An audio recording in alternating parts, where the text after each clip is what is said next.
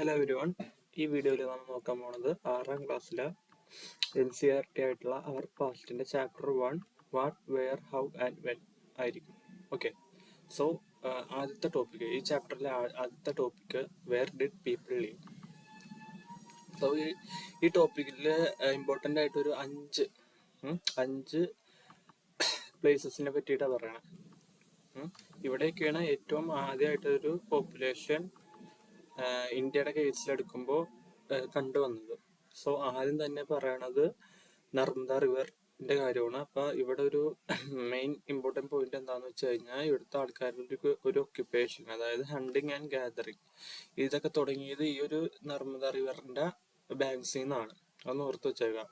പിന്നെ ലൊക്കേഷനിലോട്ട് വരുമ്പോൾ ഈ ഒരു ഏരിയയിലായിട്ടായിരിക്കും നർമ്മദ റിവർ വരുന്നത്.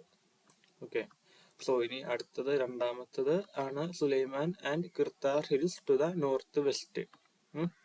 അതായത് ഇത് ഇവിടേക്ക് ആയിട്ട് വരും, ഈ ഒരു ഏരിയ. ഓക്കെ, സോ ഇവിടെ രണ്ട് ഇമ്പോർട്ടൻറ്റ് പോയിന്റ് ആണ് ഉള്ളത്. ഒന്ന്, വീറ്റ് ആൻഡ് ബാർലി കൾട്ടിവേഷൻ ഇവിടെയാണ് തുടങ്ങിയത് ആദ്യമായിട്ട്. പിന്നെ അതുപോലെ തന്നെ ഷീപ്പ്, ഗോട്ട്, കാറ്റിൽ ഇവരെയൊക്കെ ആദ്യമായിട്ട് റിയർ ചെയ്യാനും തുടങ്ങിയത് ഈ ഒരു പ്ലേസിൽ നിന്നാണ്. ഓക്കെ, ഇനി അടുത്ത പ്ലേസ് ആണ് Garo hills to the north east and Vindhyas in the central India. Okay, അതായത് ഗാരോ ഹിൽസ് എന്ന് പറയുമ്പോൾ ഈ ഒരു ഏരിയയും വിന്ധ്യാസ് എന്ന് പറയുമ്പോൾ ഈ ഒരു ഏരിയയും. ഇവിടെ ഇമ്പോർട്ടൻറ്റ് പോയിന്റ് എന്താണെന്ന് വെച്ചാൽ റൈസ് കൾട്ടിവേഷൻ ആണ്.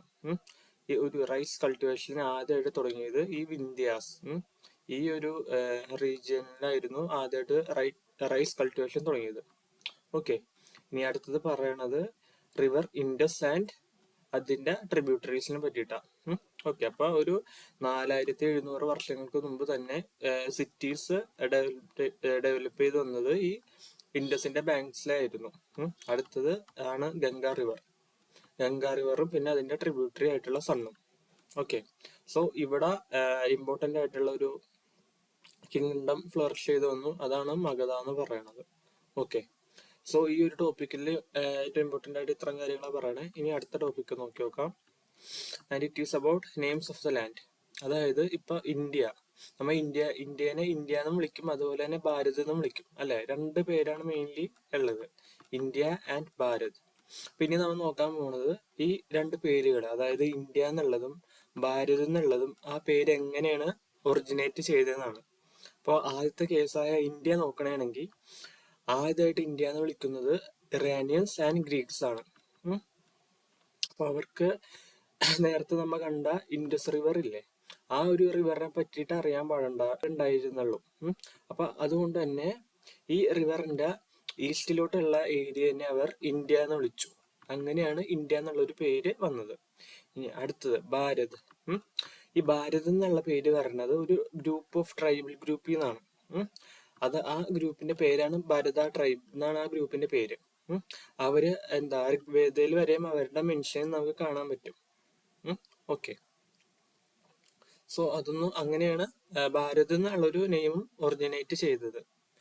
ഇനി അടുത്ത topic, finding about the past.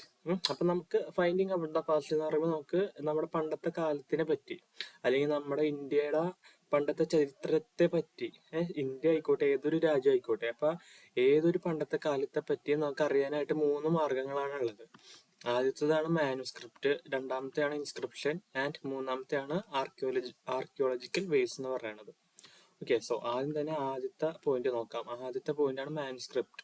അപ്പൊ എന്താണ് മാനുസ്ക്രിപ്റ്റ് എന്ന് നോക്കിക്കഴിഞ്ഞാൽ അതൊരു ഹാൻഡ് റിട്ടൺ ആയിട്ടുള്ള റെക്കോർഡാണ്.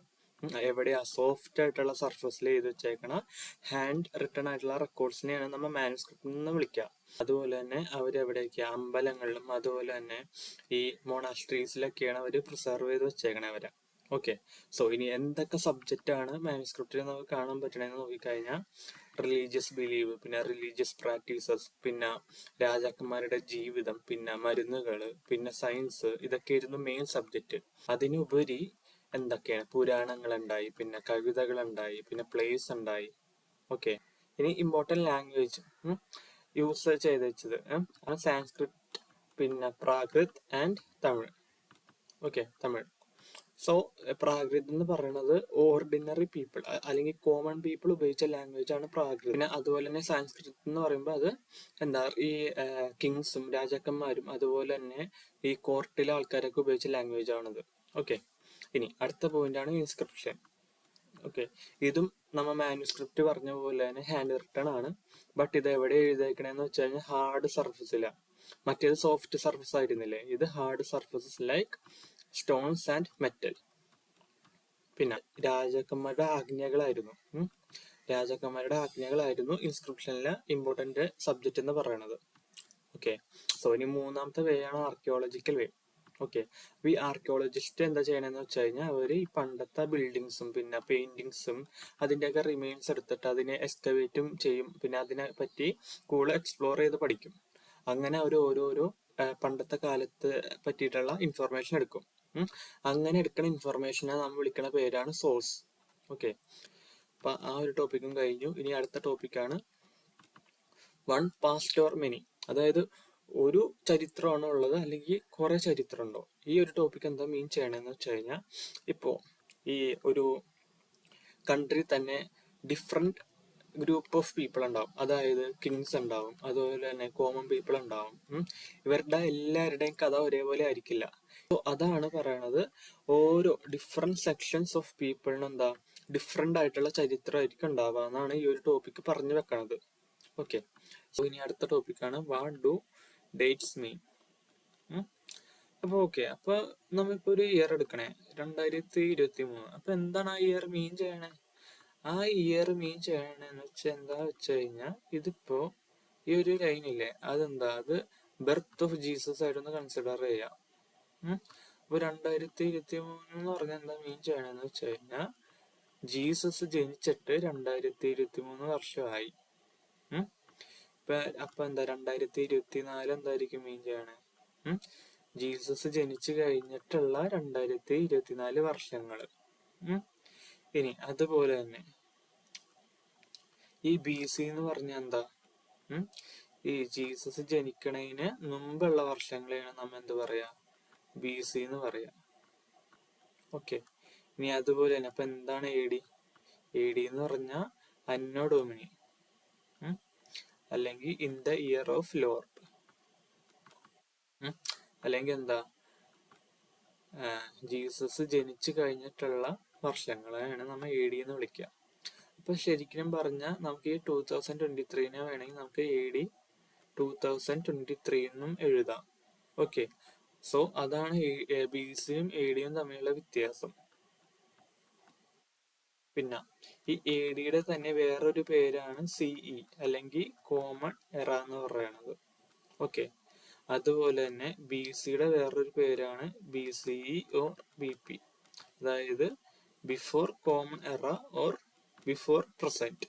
Okay, so A D equal to CE and B C equal to B CE and B P. അതൊന്ന് ഓർത്ത് വെച്ചേക്കണം. ഏറ്റവും ഇമ്പോർട്ടൻ്റ്ലി ബി സി എന്താണ്, എ ഡി എന്താണെന്ന് ഓർത്ത് വെക്കുക.